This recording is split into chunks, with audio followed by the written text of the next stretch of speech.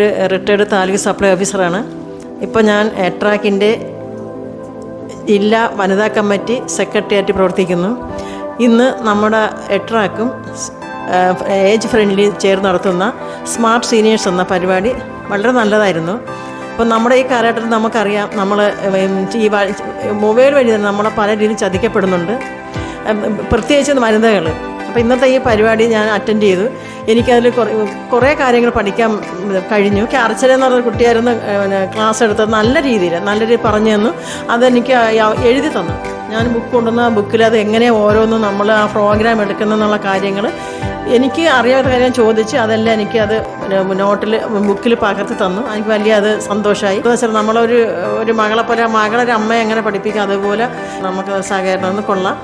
അപ്പം ഇനി ഇതുപോലെ ക്ലാസ്സുകളുണ്ടാവട്ടെ. എല്ലാ ക്ലാസ്സിലും ഇനി എനിക്ക് അറ്റൻഡ് ചെയ്യാൻ പറ്റുന്ന എല്ലാ ക്ലാസ്സും അറ്റൻഡ് ചെയ്യും. ഇപ്പം നമുക്ക് ഒരു അറിവ് നേടുന്നതിന് നമുക്കൊരു പ്രായം ഒരു പ്രശ്നമല്ല. അപ്പോൾ ചിലർ ഓർക്കും ഇപ്പം നമുക്ക് ഇത്രയും പ്രായമായി പോയി പഠിക്കേണ്ട, ഞാൻ ആവശ്യമില്ല, അത് അപ്പം തോന്നും. പക്ഷേ അത് ശരിയല്ല. നമുക്ക് ഏത് പ്രായത്തിലും പഠിക്കാം. പ്രത്യേകിച്ച് ഈ കാലഘട്ടത്തിൽ നമുക്ക് ഈ മൊബൈലിനെ പറ്റിയ കുറച്ച് കൂടുതൽ അറിവുള്ളത് നല്ലതാണ്. നമ്മളിപ്പോൾ മീഡിയ വഴിയൊക്കെ നമ്മൾ പല ഇതറിയുന്നുണ്ട്. ഓരോരുത്തരുടെ കോടികൾ നഷ്ടപ്പെട്ടെന്നൊക്കെ ഉള്ള കാര്യങ്ങൾ നമ്മൾ അറിയുന്നുണ്ട്. അപ്പോൾ അതൊക്കെ നമുക്ക് ഇതിനുള്ള പരിചയക്കുറവ് തന്നെയാണ്. ഇപ്പോൾ ഒരു ലിങ്ക് വന്നിട്ട് നമ്മൾ അറിയേണ്ടതിൽ ക്ലിക്ക് ചെയ്യും.